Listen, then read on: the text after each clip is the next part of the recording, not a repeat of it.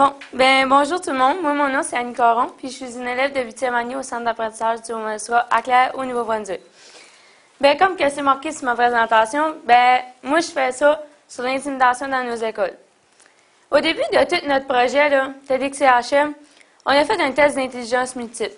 Ce test-là, moi, j'ai sorti comme interpersonnel. Ça veut dire que j'aime être entourée de monde, tout ça, puis je veux savoir qu'est-ce qu'ils font. Puis, j'ai choisi ce sujet-là parce que dans ma vie, j'ai été victime de celle-ci. Ça, c'est une photo de moi, là. Bon, mon expérience personnelle. Dans ma vie, là, les gens, ils m'ont tous trouvé différent. Y a-t-il quelqu'un qui peut me nommer une chose de différent, physiquement? Les cheveux roux. Bon, j'ai les cheveux roux, comme vous pouvez voir. Puis ça m'a causé beaucoup de problèmes dans ma vie, mais j'ai pu les surmonter, là.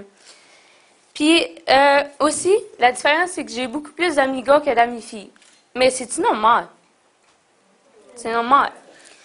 C'est tout le monde m'a trouvé différent, puis moi, je le sais. Mais un jour, j'étais perdue, puis tout le monde m'insultait, puis tout ça. Puis j'ai trouvé une de mes amies, qui est ma meilleure amie, Véronique Nadeau. Puis elle m'a aidé à tout surmonter ça. Puis, depuis ce temps-là, tout va mieux.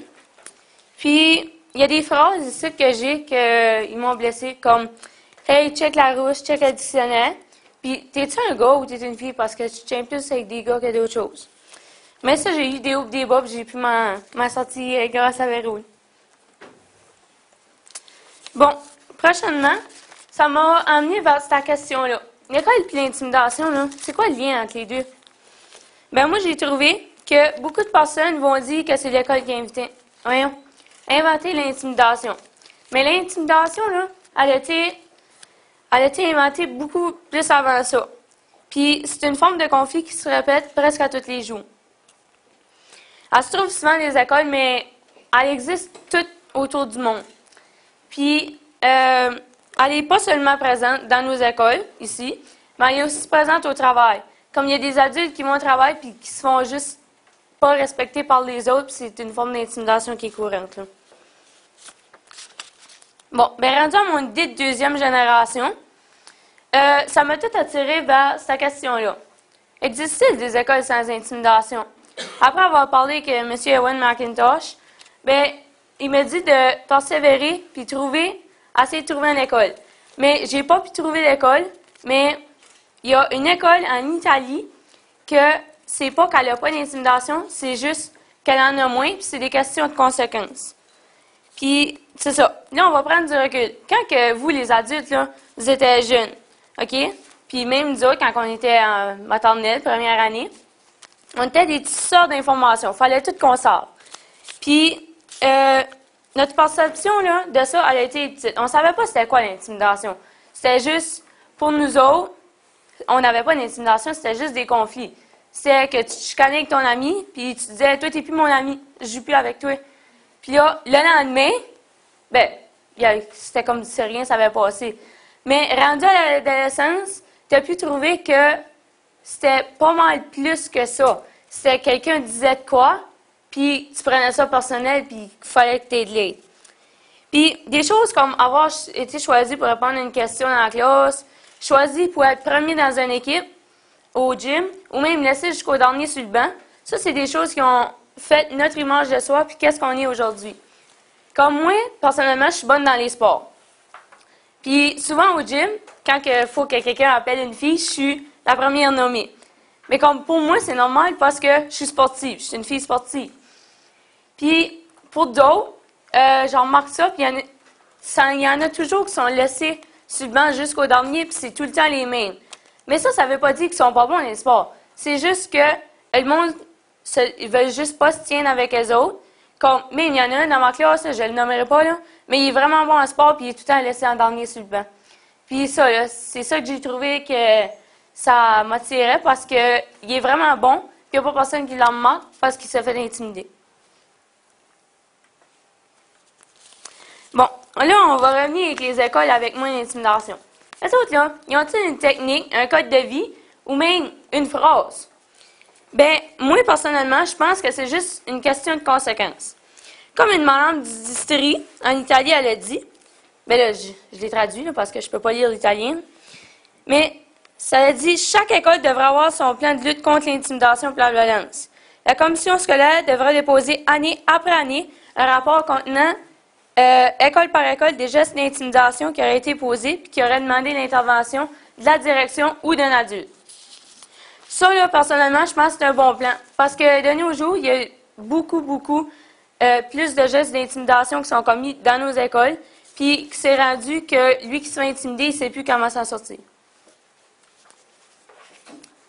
Puis, ça aussi, là, c'est une autre question. À quel point c'est vraiment de l'intimidation, puis à quel point un conflit devient-il de l'intimidation?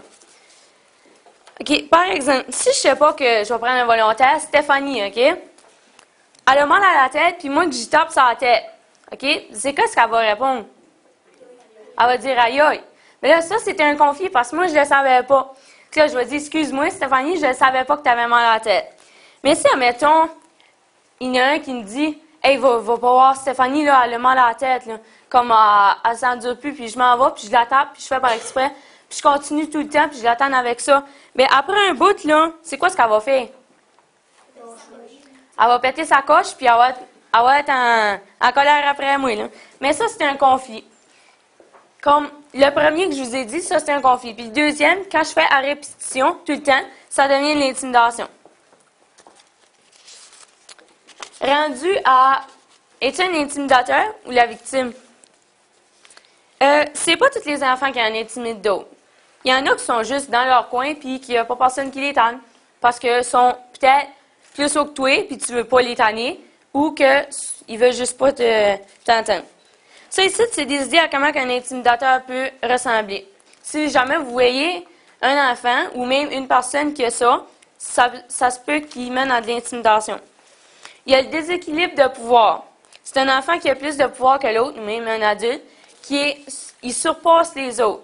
Pas intellectuellement, ni physiquement, mais qu'il va tout le temps tailler les autres, puis qu'il n'est jamais victime de quelqu'un.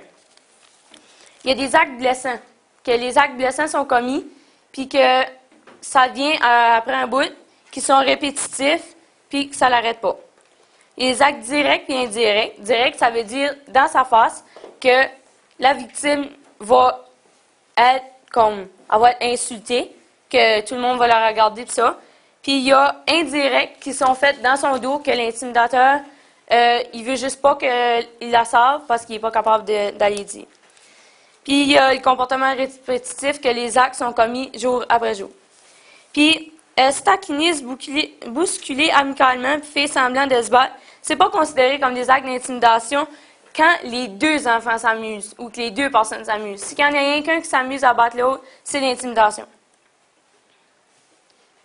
Bon, rendu à la 3e génération, comment font-elles?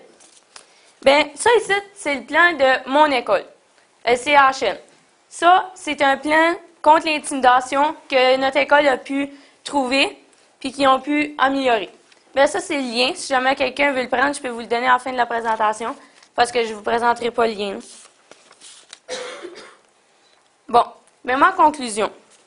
Peu importe puisque l'intimidation prend place, là, bien, que ça soit au CHM ou tout autour du monde, bien, l'intimidation, il faut qu'on l'arrête. Parce que j'ai eu la chance d'apprendre que l'intimidation, elle n'est pas seulement présente dans les écoles, mais partout autour du monde. Puis, si on est victime de l'intimidation, vous gênez pas, parlez. Puis, que ce soit un adulte, un proche ou même un ami, bien, il ne faut pas garder cela pour nous-mêmes. Merci de m'avoir écouté.